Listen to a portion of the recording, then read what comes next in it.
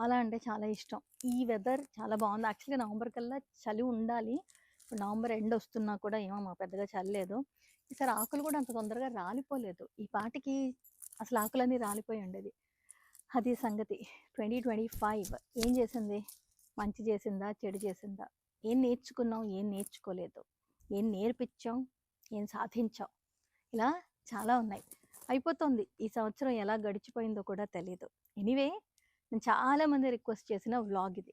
మరి first time చూస్తున్నారా? అయితే సబ్స్క్రైబ్ చేయండి. నోటిఫికేషన్ బటన్ ఆన్ చేయండి. నేను ఎప్పుడు వీడియో అప్లోడ్ చేసినా తెలుస్తుంది. సో చాలామంది నన్ను అడిగింది 2025 మీకు ఎలా గడిచింది? వీలైతే వ్లాగ్ చేయండి అంటున్నారు. సో ఎంతమందికి ఉపయోగపడుతుందో ఉపయోగపడదో నాకు తెలియదు, కానీ సరే నా మనసులో మాటల్ని మీతో పంచుకుందామని అనిపించి ఈ వీడియో చేస్తున్నాను. అయితే ఏంటంటే 2025లో నేను కొన్ని కోల్పోయాను, కొన్ని సాధించాను.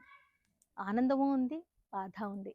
కానీ ఏం నేర్చుకున్నాను అంటే మాత్రం ఖచ్చితంగా చెప్పాల్సింది చాలా ఉంది.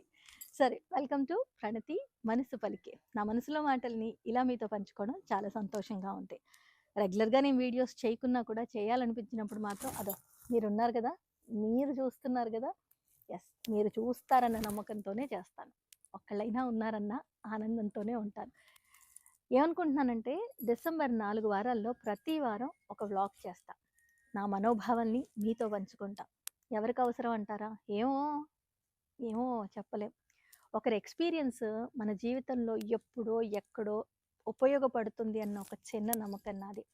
సో ఈ 4 వారాల్లో నేను ఆనందంగా గడిపిన క్షణాలు, నేను ఏవైనా సాధించినవి ఉంటే చెప్తాను. ఇంకో వారం నాకు జరిగిన నష్టాలు, నేను బాధపడ్డవి, తర్వాత దానివల్ల ఏం జరిగింది అనేది చెప్తాను. తర్వాత ఇటు ఆనందము, అటు దుఃఖం, ఈ రెండిటి వల్ల నేను నేర్చుకున్నదేంటి, నేర్చుకుని తర్వాత ఏం చేయబోతున్నానో ఆఖరి వారంలో చెప్తాను.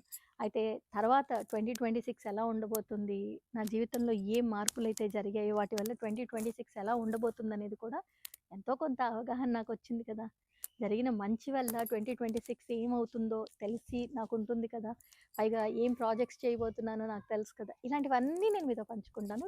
ఎవరు చూస్తారు, ఎవరికి అవసరం అంటే అదో అక్కడ మీరున్నారు కదా, మీకు కావాలి కదా. ఎస్, నన్ను అభిమానించి మీ ఒక్కరి కోసమైనా నేను చేస్తాను వీడియోస్. అదే కదా 2025లో కొంచెం యూట్యూబ్ వీడియోస్ తక్కువే చేశానబ్బా, కుదరలేదు. చెప్పా కదా, ఎంత మంచి జరిగిందో అంత చెడు జరిగింది.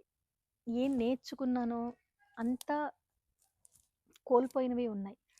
సరే, అవన్నీ నేను చెప్తాననే కదా మినీ వ్లాగ్స్ చేస్తాను అని చెప్పింది. ఈ మినీ వ్లాగ్ చూసి మీలో ఎంతమంది రానున్న నా వీడియోస్ కోసం ఎదురు చూస్తున్నారో కింద కమెంట్ బాక్స్లో పోస్ట్ చేయండి. అలాగే మీ కమెంట్స్ కూడా నేను చదువుతాను.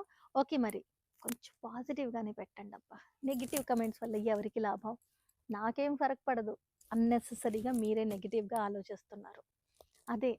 అదే ఆరోగ్యానికి చెడు, అదే ఆరోగ్యానికి పనికిరాంది.